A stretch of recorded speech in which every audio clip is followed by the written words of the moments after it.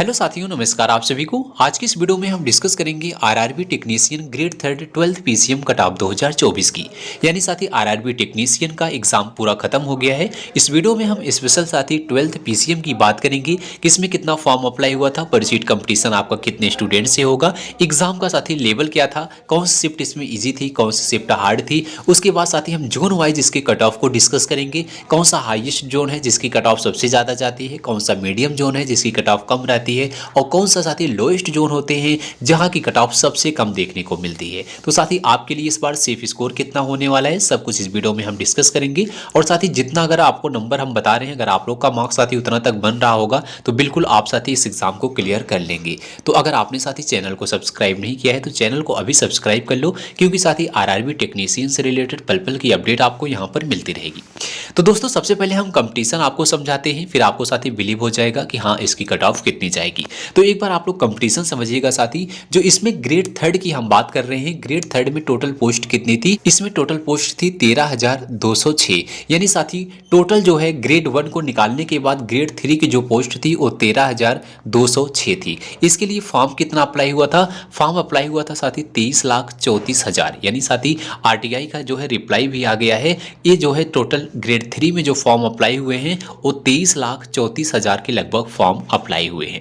अगर इसके हिसाब से साथी हम कंपटीशन आपका देखें, एक सीट का कंपटीशन कितना आ रहा था जब फॉर्म अप्लाई हुआ था, तो 23,34,000 में जितनी पोस्ट 13,206 को डिवाइड कर रहे हैं, आपका कंपटीशन आ रहा है 176 कैंडिडेट का। यानी साथी जब फॉर्म अप्लाई हुआ था तब एक सीट के लिए 176 कैंडिडेट जो है फाइट कर रहे थे। लेकिन साथी ये आपका फाइनल कंपटीशन नहीं है, क्योंकि इतने कैंडिडेट एग्जाम नहीं दिए थे। तो अगर हम बात करें उपस्थिति की, तो साथी इस बार जो कैंडिडेट एग्जाम दिए थे ग्रेड थर्ड में, वो लगभग 68% कैंडिडेट एग्जाम दिए थे। अब मान के चलते हैं अगर 68% कैंडिडेट एग्जाम दिए हैं तो 23,34,000 का फिर 68% कितना होगा? इसका 68% होगा 15,87,120। यानी जो साथी अब आपका कंपटीशन होगा वो इसी कैंडिडेट से होने वाला है। अब इसका भी हम आपको कंपटीशन निकाल रहे हैं, यही आपका फाइनल कंपटीशन होगा। 15,87,120 में जितनी पोस्ट है, अब हम 13,206 को डिवाइड कर रहे हैं। आपका देखिए फाइनल कंपटीशन आ रहा है 120 कैंडिडेट का। यानी साथी यही आपका फाइनल कंपटीशन हो रहा है। एक सीट लेने के लिए जो है आपको 120 कैंडिडेट से फाइट करना पड़ेगा। यानी एक सीट अगर आपको इसमें से एक कैंडिडेट को एक सीट मिल रही है तो 120 कैंडिडेट में से एक कैंडिडेट है जिसको सीट मिल रही है। तो आप लोग देख सकते हैं साथी कितना तगड़ा इसमें कंपटीशन है। ये आपका साथी जो कंपटीशन है ना, ये आपका 12th पीसीएम और आरटीआई की सभी ट्रेडों का कंपटीशन है। क्योंकि साथी पर्टिकुलर अभी तक 12th पीसीएम पे ये जो है आरटीआई का रिप्लाई नहीं आया है कि इसमें कितने फॉर्म अप्लाई हुए हैं। ओवरऑल तो आ गया है ग्रेड थ्री का कि इसमें कितने फॉर्म अप्लाई, उस हिसाब से आपका जो कंपटीशन है ग्रेड थ्री का, वो एक सीट पर 120 कैंडिडेट का जो है कंपटीशन हो रहा है। ये है साथी आपका कंपटीशन। आई होप आपने कंपटीशन को समझ लिया होगा। अब हम बात करते हैं इसके ऑल शिफ्ट एग्जाम लेवल की। यानी साथी अगर हम इसके एग्ज़ाम की बात करें कि इसका एग्ज़ाम का लेवल क्या था, कौन सी शिफ्ट इजी थी, कौन सी शिफ्ट हार्ड थी, तो आपको बता दें इसमें साथी आपका जो टोटल ग्रेड थ्री का एग्ज़ाम हुआ है ये आपका 23 शिफ्टों में ख़त्म हुआ है। यानी साथी पूरा एग्ज़ाम 23 शिफ्टों में कराया गया था। आपका साथी देखेंगे 19 और 20 की फर्स्ट शिफ्ट तक ग्रेड वन का एग्ज़ाम चला था। फिर 20 तारीख से आपका सेकंड शिफ्ट से जो है ग्रेड थ्री का एग्ज़ाम स्टार्ट हुआ था। देखिए साथी 20 को आपका एग्जाम हुआ, 23 को एग्जाम हुआ, 24 को हुआ, 26 को हुआ, 27 हुआ, 28 हुआ, 29 हुआ और 30 तक हुआ, तीनों शिफ्टों में। इस तरीके से आपके टोटल 23 शिफ्टों में एग्जाम हुआ। अगर साथी हम एक एक करके सभी शिफ्टों की बात करें कि कौन सा इजी है, कौन सा मॉडरेट है, तो वीडियो साथी लॉन्ग हो जाएगा और एग्जैक्ट डेटा भी आपको नहीं समझ में आएगा कि हाँ कौन सी शिफ्ट इजी थी, कौन सी शिफ्ट हार्ड थी। क्योंकि साथी अगर हम बता दें आपको कि 20 की जो सेकंड शिफ्ट हुई थी वो ईजी थी और जो थर्ड शिफ्ट हुई थी वो मॉडरेट थी, बाकी सभी शिफ्टें हार्ड थी, इस तरीके से बताना साथी गलत है। क्योंकि ये जो है कोई एक्सपेक्ट नहीं कर सकता कि कौन सी शिफ्ट इजी थी, कौन सी शिफ्ट हार्ड थी। ये साथी आप थोड़ा बता सकते हैं, आपने एग्जाम दिया है, आप साथी अनुमान लगा सकते हैं कि हाँ कौन सी शिफ्ट इजी थी, कौन सी शिफ्ट हार्ड थी। लेकिन अगर पूरा का पूरा हम आपसे ही पूछे ना, तो सभी कैंडिडेट 90% कैंडिडेट यही साथी कहते हैं कि जो उनकी शिफ्ट होती है वो उनकी शिफ्ट सबसे ज़्यादा हार्ड होती है। तो साथी ऐसा नहीं है। अगर हम आप सबसे पूछें कि आपकी शिफ्ट साथी क्या होगी, इसमें से 90% कैंडिडेट यही साथी बताएंगे कि हमारी शिफ्ट सबसे ज़्यादा हार्ड थी। लेकिन साथ ही आपको बताते हैं पूरा जो ग्रेड 3 का एग्जाम हुआ है, पूरे शिफ्ट की बात करें कि इसका शिफ्ट का लेवल क्या था, तो इसके शिफ्ट का साथी जो लेवल था वो इजी टू मॉडरेट था। देखिए साथी, हार्ड शिफ्ट इसको नहीं कहा जा सकता है हार्ड एग्जाम, क्योंकि सभी शिफ्टों का लेवल जो है समान था। इसका लेवल इजी से मॉडरेट देखने को मिला था। अगर आप साथी वहीं बात करेंगे जेई वगैरह की, तो वहां पर साथी थोड़ा सा लेवल मॉडरेट से टफ हुआ करता था। लेकिन साथी ये ग्रेड 3 का एग्जाम है, इसका लेवल इजी से मॉडरेट था। हो सकता है एक दो शिफ्ट ऐसी साथी रही होंगी इसमें 23 में से एक दो शिफ्ट जहां पर साथी थोड़ा सा करंट अफेयर्स के वेटेज ज़्यादा थे, वो शिफ्ट थोड़ा सा आपका मॉडरेट टू टफ हो गया होगा। लेकिन साथ ही आपके अनुसार आपकी शिफ्ट क्या थी, कमेंट में आप लोग ज़रूर बताइएगा, जिससे हमें देखते हैं कितने कैंडिडेट जो है एक ही शिफ्ट को हार्ड बताते हैं। उससे अनुमान लग जाएगा कि हाँ वाकई में वो शिफ्ट हार्ड रही होगी। तो आप लोग अपने शिफ्ट का जो है अनुमान जरूर बताइएगा कि कौन सी शिफ्ट ईजी थी, कौन सी शिफ्ट हार्ड थी।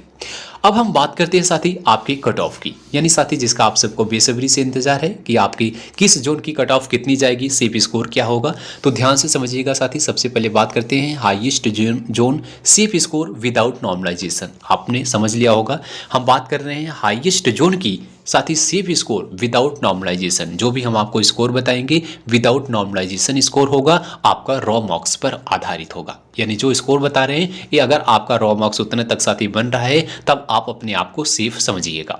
सबसे पहले बात करते हैं हाईएस्ट जोन में कौन कौन से जोन आते हैं। इसमें साथी आपका अजमेर है, गुवाहाटी है, मुंबई, चेन्नई, कोलकाता, सिकंदराबाद, अहमदाबाद, ये सभी साथी 7 जोन हैं जहां की कट ऑफ सबसे ज़्यादा जाती है। इसमें साथी इस जोन से अगर आप फॉर्म को अप्लाई किए हैं तो आपका यूआर कैटेगरी में रॉ मार्क्स आपका कितना होना चाहिए, तो साथी आपका रॉ मार्क्स 78 प्लस होना चाहिए। यानी आपका निगेटिव नंबर काटने के बाद 78 प्लस रॉ मार्क्स बनना चाहिए अगर आपको इसमें सिलेक्शन लेना होगा, क्योंकि साथी आप सबको भी पता होगा कट ऑफ इसकी हाई जाती है। तो रॉ मार्क्स अगर आपका 78 से कम है तो बहुत कम चांस बनते हैं साथी इसमें सिलेक्शन लेने की।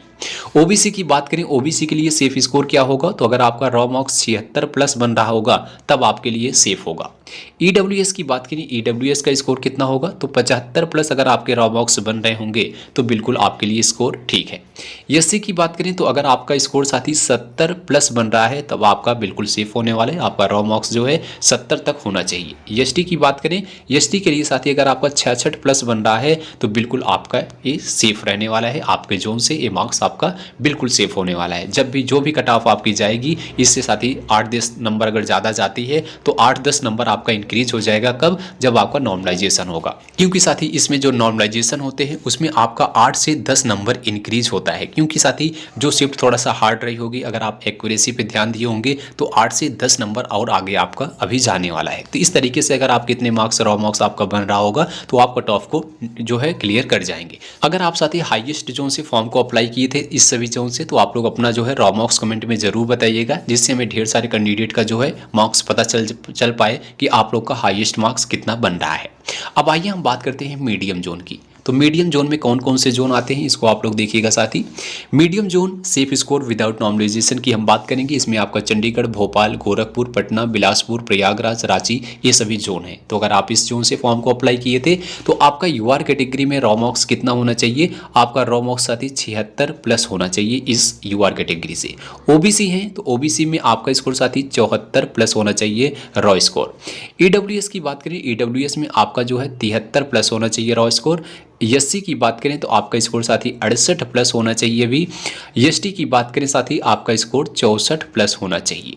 तो अगर आप इस कैटेगरी से आपके साथी रॉ स्कोर इतना तक बन रहा है तो बिल्कुल आपका स्कोर साथी सेफ होने वाला है, क्योंकि अभी आपका नॉर्मलाइजेशन होगा उसमें आपके कुछ मार्क्स साथी इंक्रीज हो जाएंगे 8 से 10 नंबर। अगर आपकी शिफ्ट जो है हार्ड रही होगी और आप एक्यूरेसी पे ध्यान दिए होंगे तो आप आराम से कट ऑफ को क्लियर कर पाएंगे।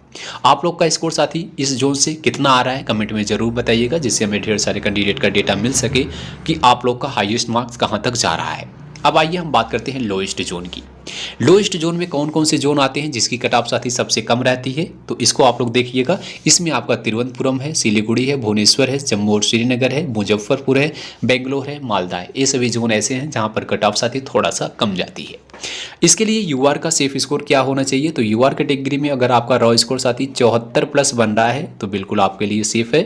ओबीसी की बात करें, ओबीसी में अगर आपका 72 प्लस है तो आपका ठीक है। ईडब्ल्यूएस में बात करें अगर आपका स्कोर साथी 71 प्लस है तो ठीक है। एससी में बात करें तो आपका स्कोर साथी जो है 66 प्लस होना चाहिए।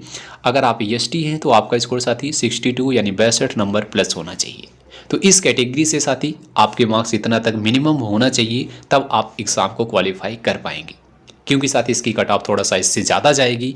और साथ ही अगर आपका नॉर्मलाइजेशन में 8-10 नंबर तक इंक्रीज हो गया तो आप आराम से कट ऑफ को क्लियर कर पाएंगे, क्योंकि साथ ही इसमें नॉर्मलाइजेशन में 8-10 नंबर बढ़ते हैं। जिस कैंडिडेट के शिफ्ट हार्ड रही होगी, वो एक्यूरेसी पे ध्यान दिया होगा, उसके 100% है कि 8-10 नंबर इंक्रीज हो जाएगा और वो कट ऑफ को भी क्लियर कर लेगा। तो आप लोग साथी अभी तक आपका रॉ मार्क्स कितना बन रहा है कमेंट में ज़रूर बताइएगा, जिससे ढेर सारे कैंडिडेट का डेटा मिल सके कि आप लोग का हाईएस्ट मार्क कहाँ तक बन रहा है। तो साथी मैं आशा करता हूँ आपको जानकारी अच्छी लगी होगी। हमने साथ ही एक ही वीडियो में सभी जोन को बताने का प्रयास किया, और आपको वीडियो अच्छी लगी हो तो एक बार वीडियो को लाइक करना, दोस्तों में शेयर करना।